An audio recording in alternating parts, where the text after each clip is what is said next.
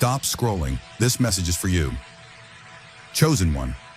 The fact that you are hearing this right now is not coincidence, not curiosity, not algorithm. This moment has fingerprints of heaven all over it. Something unseen paused the noise of your world and drew your attention here. Because there are 10 minutes left and destiny is leaning in. Tonight is not ordinary. Tonight, light is crossing thresholds. Tonight, God is coming to your house, not as fear, but as answers, as restoration, as the presence you've been begging for when no one else could hear your cries. Chosen one, I know you felt the tension, the quiet pressure in your spirit that says there is more, even while your life felt like fragments and unanswered questions. You've survived battles no one investigated, wounds no one validated, nights where faith was the only thing still breathing in you. You wondered if you were overlooked, but heaven has been watching closely, tracing every tear like evidence, counting every moment you didn't quit. And chosen one, before we go deeper, pause for a moment, hit subscribe, and comment amen if your spirit is already responding. Because this message is about to speak directly to you, not to the crowd, not to chance, but to the one who was marked before this moment ever arrived. There is a reason confusion tried to cloud your calling. There is a reason delay stalked your steps. The enemy investigates purpose before it manifests, and resistance always reveals value. You weren't lost. You were hidden. You weren't late. You were being prepared. Every shadow you walked through trained your eyes to recognize light when it finally arrived. Listen closely, chosen one. This is recognition. That ache you couldn't explain. Revelation is touching it now. That voice that kept whispering, hold on, when everything said, let go. That wasn't imagination. That was divine timing synchronizing with your obedience. Heaven is validating what the world ignored. Tonight is a threshold. A door is creaking open. A truth long concealed is about to surface. And as this moment unfolds, you will realize something that will change everything. You didn't find this message. This message found you. Stay with me, because what's about to be revealed was hidden for you, and only for you. Chosen one, take a breath and settle into this moment. Let the noise fade for just a second, because what's happening right now is not random, not accidental, and not late. This message did not arrive by chance. It arrived by design. There is a reason it crossed your path at this exact moment in your life, when your spirit is alert, when your heart is searching, when questions you haven't spoken out loud have been quietly rising inside you. Have you noticed that? That subtle pull that made you stop instead of scroll? That gentle urgency that whispered, listen? Nothing about divine timing is loud. Heaven doesn't force its way in, it aligns. And alignment often feels like recognition rather than surprise. You didn't go looking for this message, yet here it is, standing in front of you like a mirror to your soul. That's how divine warnings, confirmations, and awakenings arrive. Softly, precisely, personally. They don't need to shout because they speak directly to the part of you that already knows. Isn't it interesting how something can feel familiar, even when you're hearing it for the first time? If this message wasn't meant for you, your attention would have drifted already. Your thumb would have moved on. Your mind would have dismissed it as just another voice in the crowd. But something anchored you here. Something held your focus. And that something is not coincidence. It's discernment waking up. Have you been sensing that lately? That your awareness is sharpening? That you're noticing patterns, timing, repeated signs that feel too intentional to ignore? This moment is not about fear, it's about clarity. Sometimes God interrupts not to alarm us, but to realign us. He steps into our timeline quietly, weaving meaning into moments that seem ordinary on the surface. And often it's when we feel most unsure that guidance arrives most precisely. Could it be that your confusion has actually been preparation? Could it be that the questions you've been carrying are making space for answers now? Think about where you are right now, emotionally, spiritually, mentally. Think about what you've been wrestling with in silence. This message found you because you're ready to hear it, even if you didn't realize you were listening. Divine communication doesn't always come with thunder. Sometimes it comes as a gentle pause in your scrolling, a stillness that says, this is for you. So ask yourself, What if this moment is a checkpoint? What if it's an invitation to slow down, to reflect, to become aware of what's unfolding beneath the surface of your life? Stay present. Let the words settle. Because when heaven speaks, it rarely rushes, but it never misses its mark. Chosen one, let me draw your attention to what you haven't been able to see, but have definitely been able to feel.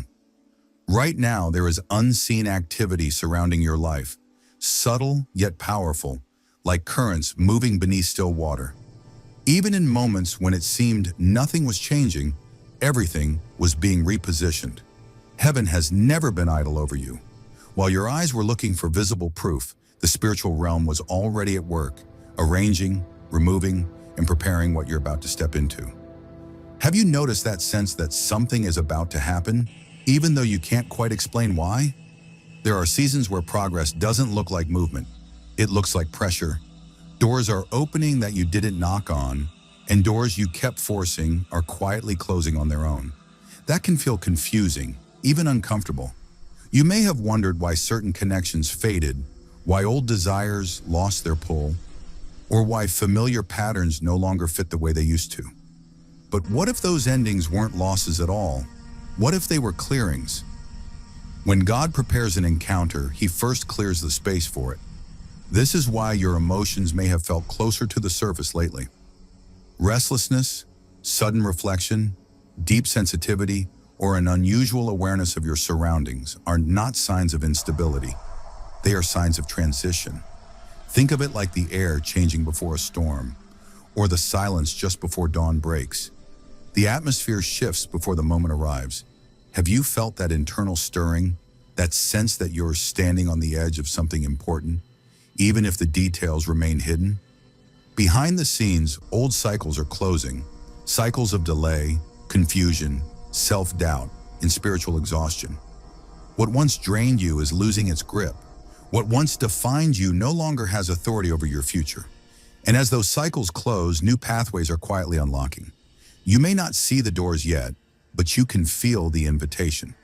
That's because divine encounters are sensed before they are seen. They register in the spirit long before they manifest in the natural. This is also why distractions have increased. Resistance always intensifies right before breakthrough. The unseen realm reacts when alignment draws near. But instead of fear, you're being given discernment. You're learning to recognize when the environment around you feels different, when conversations land deeper, when silence speaks louder, when your intuition feels sharper than ever. Doesn't it feel like your inner world is being tuned, like an instrument being adjusted before it plays its clearest note? So stay grounded. Don't rush this moment or dismiss what you're sensing. You're not imagining the shift, you're standing inside it. This unseen activity is not chaos, it's choreography. And everything moving around you right now is preparing you for what's about to meet you face to face. Chosen one. Let's slow this moment down because what we're about to talk about is sacred. Your house matters in this season. Not the walls, not the address, not the structure made of wood or stone, but what it represents. God has never been interested in buildings alone. He moves toward readiness. He enters spaces that are willing, aware, and prepared to receive Him. And right now, your life is carrying the signal of readiness, even if you don't fully feel prepared yet. Have you noticed how internal things have become more important than external appearances lately? Your house is a symbol. It represents your inner world, your heart, your habits, your thoughts when no one is watching, your prayers whispered in silence, your private battles fought behind closed doors. It's the place where masks come off, where exhaustion is honest, where faith wrestles with fear in the quiet hours. And it's there, in that unseen space, that God chooses to arrive. Not for performance, not for display, but for encounter. Isn't it powerful to realize that what you've been dealing with in private has never been invisible to Him? This is why this message feels different. It isn't loud or public. It doesn't need an audience. It's personal because the work God is doing right now is personal. He's not calling you out. He's calling you in, into alignment, into stillness, into awareness of what's been forming beneath the surface of your life. Your house is where patterns live, where cycles repeat, where healing must begin if transformation is going to last. And lately, haven't you felt that pull to clean things up internally? To let go of habits, thoughts, or emotional clutter that once felt normal? God visits spaces that are honest, not perfect. Your house may feel messy right now, emotionally, spiritually, mentally, but readiness doesn't mean everything is in order. It means you're willing to open the door. It means you're aware enough to recognize the knock. That's why your attention is here. That's why your spirit feels alert as you listen. Something in you knows this isn't just information, it's invitation. Do you feel that sense that something holy wants to meet you right where you actually are? This season is about alignment at home first, inside first. Before public breakthroughs, there are private encounters. Before outward change, there is inward visitation. And what God does in your house, He sustains in your future. That's why this moment matters. That's why this message found you quietly, personally, without spectacle. Because the deepest transformations never announce themselves. They arrive softly, settle deeply, and change everything from the inside out. So take this in, let it breathe. Your house matters because you matter. And what God is preparing to do next begins exactly where you are willing to receive Him. Chosen one, this part requires honesty, not fear. Because when God draws near, He doesn't come just to comfort. He comes to restore, and restoration often begins with removal. There are things in your life that cannot follow you into the next chapter, no matter how familiar they've become. Some weights have overstayed their season. Some emotions have convinced you they belong, even though they were only meant to pass through. And right now, heaven is addressing what has been silently weighing you down. Can you feel that internal readiness to finally let go? God is not coming to negotiate with your burdens. He is not asking permission from fear, guilt, or shame. He doesn't bargain with what has been draining your strength in the dark. When He enters a space, He clears it with intention and authority. Old burdens, those invisible responsibilities you've carried alone, the pressure to be everything for everyone, are being identified for release. You were never meant to survive by endurance alone. You were meant to live light. Have you noticed how heavy things have felt lately? Almost as if your spirit has been signaling that it's time for change? Silent guilt is another thing being removed.